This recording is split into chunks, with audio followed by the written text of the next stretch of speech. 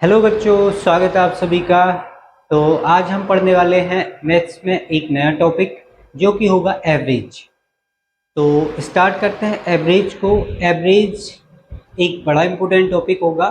Average या औसत, और इसी को हम बोलते हैं समांतर माध्य। पहला फॉर्मूला हम समझ रहे हैं। औसत बराबर औसत यानी कि एवरेज बराबर सम ऑफ नंबर्स यानी संख्याओं का योग अपॉन कुल संख्याएं।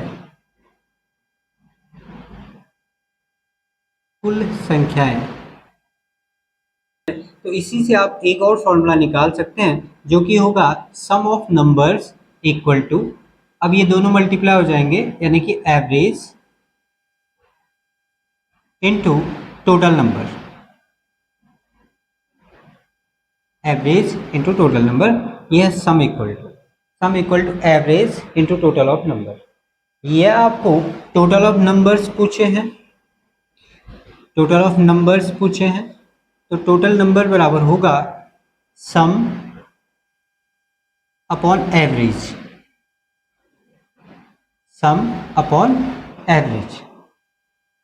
तो इस तरह से आप इसी फॉर्मूले से भी ये दो चीजें फाइंड कर सकते हैं। बट अगर सेपरेटली देखें, आपको फॉर्मूला पता होना चाहिए। अगर सम दिया है, सम फाइंड करना आपको, और एवरेज और टोटल नंबर दिए हैं, तो एवरेज और टोटल नंबर का प्रोडक्ट जो होगा सम होगा। देखो, एवरेज की बेसिक मीनिंग क्या है? एवरेज की बेसिक मीनिंग ये है कि आपको एक मिडिल वैल्यू ढूंढनी है।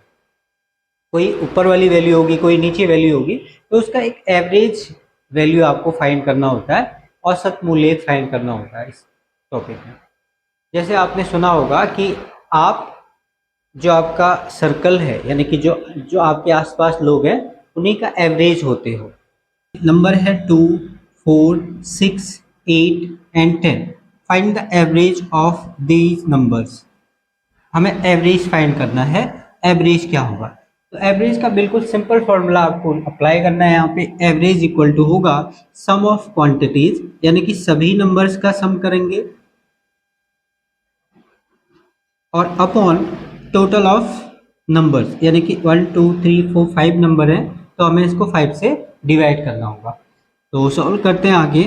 8 10 और 10 20 और 10 30, तो इन सभी का सम हुआ 30 अपॉन 5 क्वांटिटीज है, तो एवरेज क्या बना? 6 एवरेज है। कुछ नंबर है जैसे 24 56 78 59 24 27, तो इसका आपको एवरेज फाइंड करना है।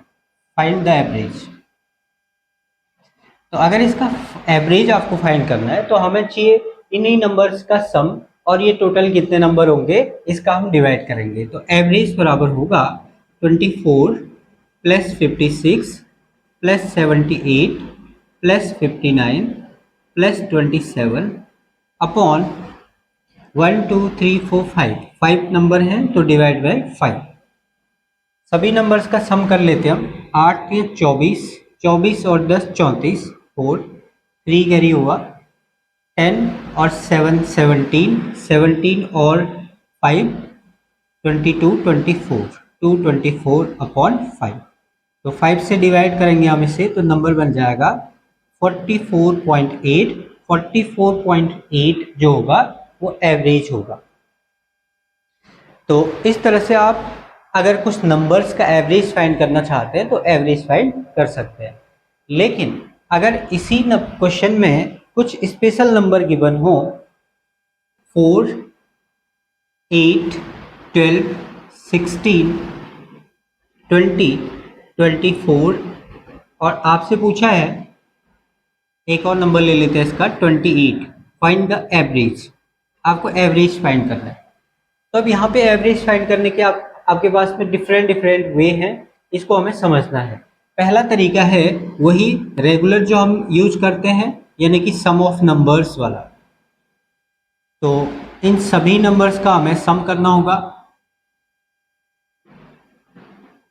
अपॉन टोटल नंबर है हमारे पास 7, 7 4 जा 28 है तो 7 नंबर है, 2 2 4 2 6 7। फिर से इसका सम कर लेते हैं हम, तो इसका सम होगा 8 4 12, 12 दूना 24, 24 और 24 48, 48 और 48 96, 96 और 16 112। तो आंसर क्या बना, 16 सत्ते 112, 16 हमारा आंसर होगा। एक तरीका तो ये है जो कि हमने बेसिक लगाया, सभी नंबर्स का सम और टोटल जो नंबर है वो हमारा डिनोमिनेटर बना। अब दूसरा तरीका इसमें क्या है, दूसरा तरीका स्पेशल है थोड़ा सा, और ये नंबर अपने आप में स्पेशल है। देखो आप अगर नंबर को ऑब्जर्व करोगे तो ये 4 के मल्टीपल हैं और 4 के 7 मल्टीपल हैं। अगर 4 के मल्टीपल हैं तो इन नंबर्स के बीच में जो गैप होगा वो इक्वल होगा। 4 8 12 16 20 24 और 28 है ना। तो इसमें आप गैप देखो तो पहले टर्म के बीच में यानी कि दो टर्म के बीच में गैप 4 है, नेक्स्ट में भी 4 है, नेक्स्ट में भी 4 है, और इन सभी में 4 का गैप होगा क्योंकि ये 4 के मल्टीपल है और लगातार मल्टीपल है। तो अगर कभी भी गैप इक्वल रहता है सीरीज में, किसी भी सीरीज में, और गैप वो कुछ भी हो सकता है, जैसे यहाँ पे 4 का है, 1 का गैप हो सकता है, 10 100 1000 कोई भी गैप हो, तो अगर गैप सेम है तो ऐसे केस में जो हमारा एवरेज होगा वो हमेशा इसका मिडिल टर्म होगा। देखो यहाँ से आप 3 नंबर छोड़ दो, यहाँ से 3 नंबर छोड़ दो, तो मिडिल टर्म क्या है 16, तो ऐसे केस में हमारा एवरेज भी हो जाएगा 16। बट इसके लिए कंडीशन यही है कि जो हमारा सीरीज है वो एक इक्वल गैप में होनी चाहिए। अगर इक्वल गैप में है तभी आप इस चीज को अप्लाई कर सकते हैं। ऐसे नंबरों पे जहाँ पे हमारे पिछले क्वेश्चन में डिफरेंट नंबर थे वहां पे ये चीज अप्लाई नहीं होगी। और इसके अलावा आप देखो एक और तरीका है इसी का एवरेज निकालने का। अगर आप इसके first term plus last term का अगर एवरेज निकालो, यानी कि फर्स्ट टर्म और लास्ट टर्म डिवाइड बाय 2 करो, तब भी ये एवरेज आएगा। तो हमारी फर्स्ट टर्म कितनी है 4 और लास्ट टर्म कितनी है इसमें 28, 4 प्लस 28 अपॉन 2, तो ये बना 32 अपॉन 2, और जो कि एवरेज के इक्वल आएगा 60। फर्स्ट और लास्ट ही नहीं, आप सेकंड और सेकंड लास्ट टर्म से भी ये चीज फाइंड कर सकते हो। 8 प्लस 24 32 अपॉन 2 60, या फिर थर्ड और यहाँ लास्ट थर्ड का भी एवरेज फाइंड कर सकते हो आप, जो कि उसी के इक्वल आएगा। 12 प्लस 20 12 प्लस 20 32 अपॉन 2 16। तो जब भी गैप इक्वल होगा आप इसे इस तरीके से सॉल्व कर सकते हो। इसी क्वेश्चन को एक और तरीके से भी लिख सकते हैं हम। नंबर था हमारा 4, 4 के प्रथम 7 मल्टीपल्स का एवरेज बताइए। यानी कि यहाँ पे पहले कुछ हमने देखा उस क्वेश्चन का फॉर्मेट था, नंबर लिखे हुए थे 4 to 28 तक, जबकि अब हमें पूछा है 4 के 7 मल्टीपल्स का एवरेज क्या होगा। तो ऐसे केस में भी आपको क्वेश्चन तो सेम ही है दोनों, बट यहाँ पे सॉल्व करने का तरीका हम थोड़ा सा डिफरेंट करने वाले हैं।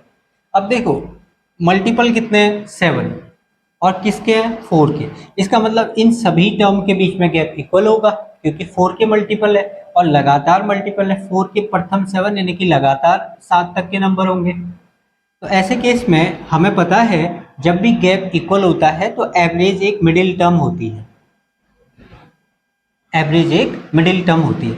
सपोज ये नंबर है तो ये 7 नंबर है, तो एवरेज तो ये होगा, इसका फिक्स है कि ये एवरेज होगा क्योंकि 3 इसके लेफ्ट साइड और 3 इसके राइट साइड में नंबर है और टोटल 7 नंबर हैं, तो बीच में एक हो गया, तो 3 और 3 6 और एक 7, ये 7 नंबर हैं हमारे और ये एवरेज है।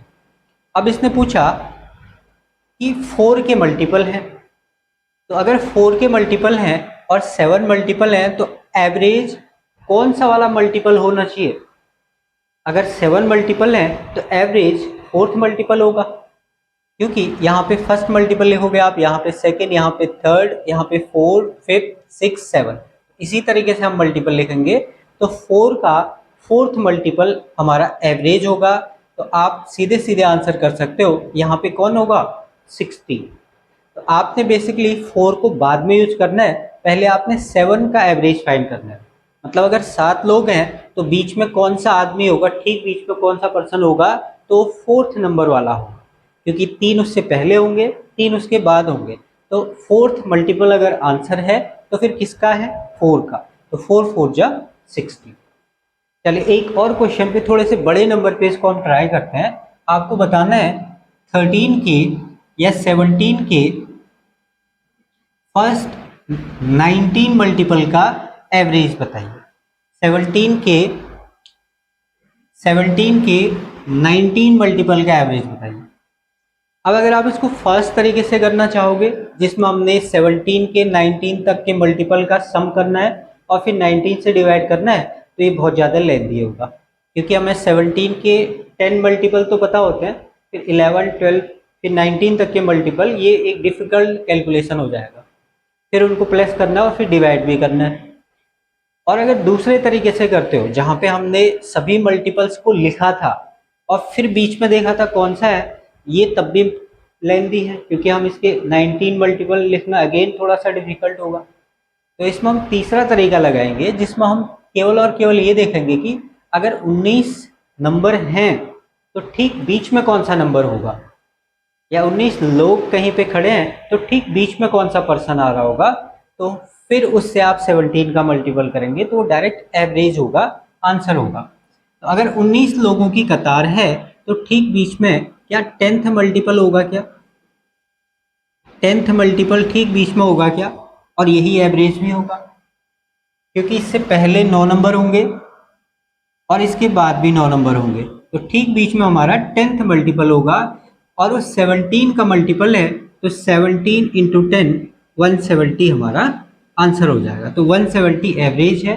तो इस तरह के क्वेश्चंस में जहाँ पे गैप इक्वल होगा नंबरों के बीच में, आप ये ट्रिक अप्लाई करने वाले हैं। 5 सम संख्याओं